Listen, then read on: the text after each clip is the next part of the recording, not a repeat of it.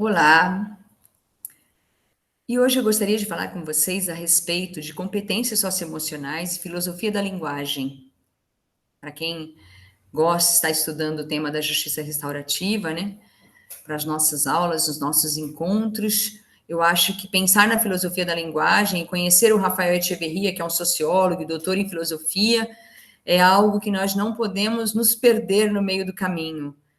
Aquela leitura que é essencial para a nossa formação, como facilitadores, guardiões de círculos e multiplicadores do programa de justiça restaurativa. Então, eu começo com uma frase do Rafael Echeverria, dentro dessas competências conversacionais, né, dentro desse universo conversacional, ou território conversacional, quais são as competências que eu vou desenvolvendo durante a minha trajetória? Então, chamamos a essas competências, essas ações, de atos da fala, ou atos linguísticos básicos. Surgem a partir daí múltiplas competências conversacionais concretas.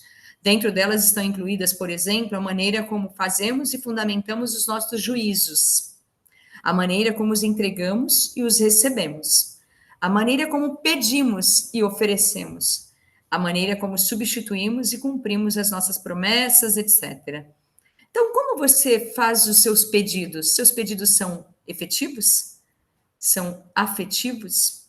Pedido de desculpas. Como que você aprendeu a pedir desculpas? De repente, sua mãe ou seu pai falam: vem aqui, menino, vai pedir desculpa agora para o seu irmão, vai pedir desculpa para o seu primo. Na escola, vem aqui, criança, você vai pedir desculpa para o seu amiguinho. Será que isso tem alguma coisa, alguma relação com um verdadeiro pedido de desculpas? Isso passa pelos nossos sentimentos, pelas nossas emoções verdadeiramente? Então, como nós nos constituímos e como nós caminhamos no mundo? E hoje, pensando na filosofia da linguagem do Rafael Echeverria, eu queria pensar um único aspecto, que é o modelo OSAR. Eu, quando conheci o modelo OSAR, fiquei bastante encantada com o modelo OSAR. Então, o modelo OSAR fala de uma aprendizagem, um modelo de aprendizagem.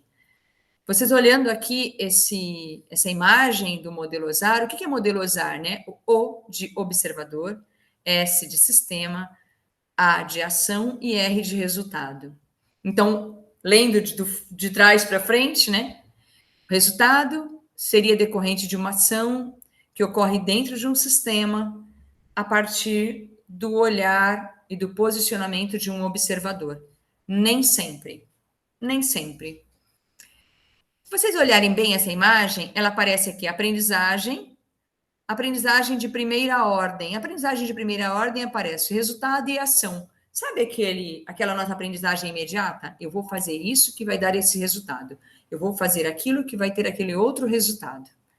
E a gente acaba tendo algumas, talvez por desconhecimento, talvez por imediatismo, talvez porque aprendemos dessa forma, mas muitas vezes agimos dessa forma. Eu vou fazer isso para chegar nesse resultado. O pior, quando nós nem pensamos, né?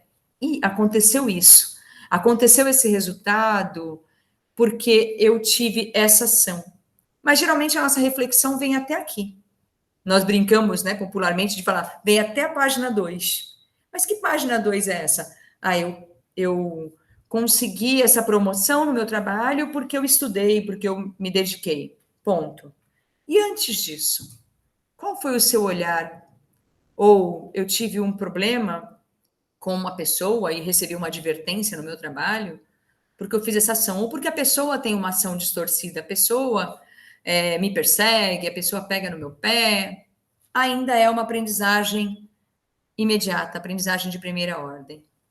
A aprendizagem de segunda ordem, ela já avança entendendo o sistema, para um olhar sistêmico. Então, eu tive um resultado a partir de uma determinada ação, mas eu agi dentro dessa forma nesse sistema. Nesse sistema.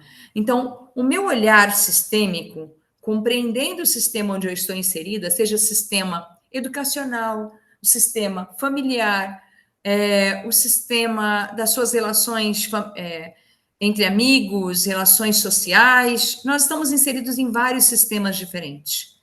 como que esse sistema funciona e como que eu me movimento, me relaciono e me comunico nesse sistema. Nossa comunicação pode ser pela fala, nossa comunicação pode ser pela escuta atenta, e a nossa comunicação pode ser pelo silêncio. Quando eu me silencio ou quando alguém se silencia diante de mim, como que eu reajo a esse silêncio? Eu costumo dizer que num processo circular dentro da justiça restaurativa, no meu ponto de vista, um dos pontos mais importantes e mais difíceis de sustentar é o silêncio. Quando você passa o bastão da fala, e o grupo fica em silêncio e passa esse bastão sem se manifestar. O que eu faço diante do silêncio? Como que eu ajo diante do silêncio? Se eu pensar só no resultado e na ação, minha visão ela é muito restrita. Quando eu avanço para o modelo Ozar e eu penso no sistema e mais, no meu papel como observador, eu assim amplio essa aprendizagem para uma aprendizagem que o Echeverria chama de aprendizagem transformacional. Eu me transformo com essa aprendizagem. Eu me transformo porque eu amplio esse olhar nessa aprendizagem transformacional. Eu vejo outras possibilidades. Mas vamos falar em termos práticos o que significa isso, né? O que significa isso eu sou chamada à escola, vou dar um exemplo, escola do meu filho, porque os dois já são adultos, então não parece que eu estou falando de ninguém especificamente, né? Fui chamada não, eu fui à escola. Eu vou relembrar uma história do meu filho mais velho, danado, quando estava no ensino médio.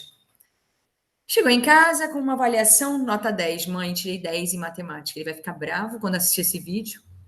Mãe, tirei 10 em matemática. Eu olhei, fiquei toda orgulhosa, né? Primeiro ano de ensino médio, ele tinha mudado de escola, adolescente.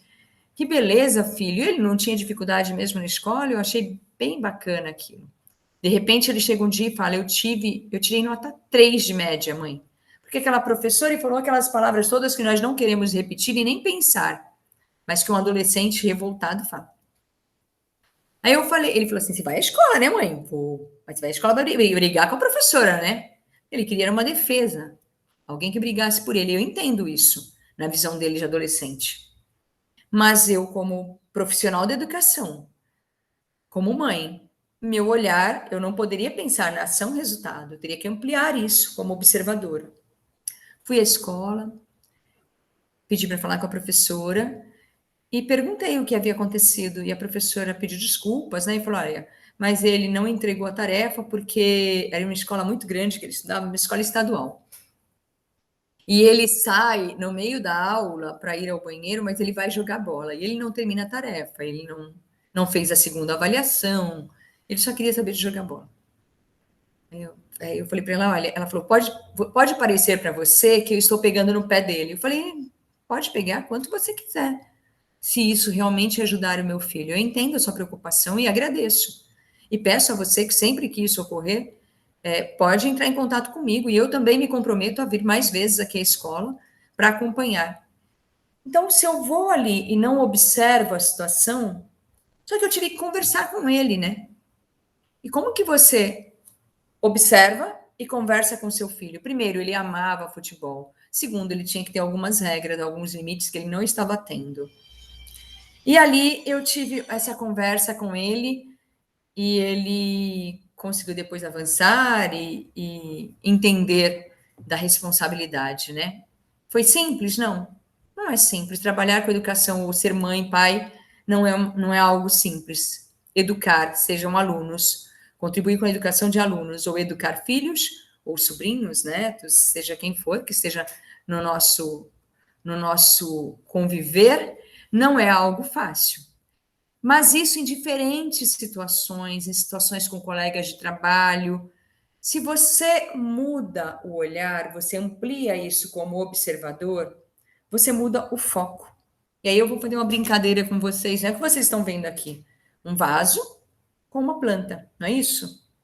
Eu estou vendo uma declaração de amor do meu neto. Por quê? Eu estou olhando esse outro lado do vaso e foi o que ele me deu. Eu mudo o olhar como observador. Então, aquilo que para vocês significa apenas um vaso, para mim significa uma declaração de amor. Vamos imaginar que a pessoa que contribui comigo aqui em casa, que vem me ajudar com a limpeza, com a manutenção da casa, quebra esse vaso. Ai, Débora, eu quebrei o vaso. Para ela, ela quebrou um vaso. Para mim, ela quebrou o quê? A declaração de amor do meu neto. Só que eu tenho que ampliar isso. Porque senão eu vou descarregar em cima dela um sentimento de perda que não tem o mesmo peso para as duas. Então, quando eu me distancio e eu tento ter uma escuta empática, um olhar empático, lembra a história, né, de que eu não é o macaquinho que não vê, não ouve, não fala. Eu vejo o outro na sua verdade, eu ouço o outro na sua história e eu falo a partir de sentimentos que ajudem a todos se elevarem, eu consigo me comunicar a partir de um modelo, né, preconizado pelo Echeverria no modelo OSAR. Então, espero ter contribuído com vocês e até um próximo momento, um próximo vídeo. Pesquisem mais sobre o modelo OSAR. Vai ficar aqui para vocês também a indicação do livro do Echeverria, Ontologia da Linguagem, que é um livro maravilhoso, que ele traz diferentes perspectivas para nós. Aqui um vídeo dele, onde o Echeverria dá uma entrevista para a gente também. Muito obrigada.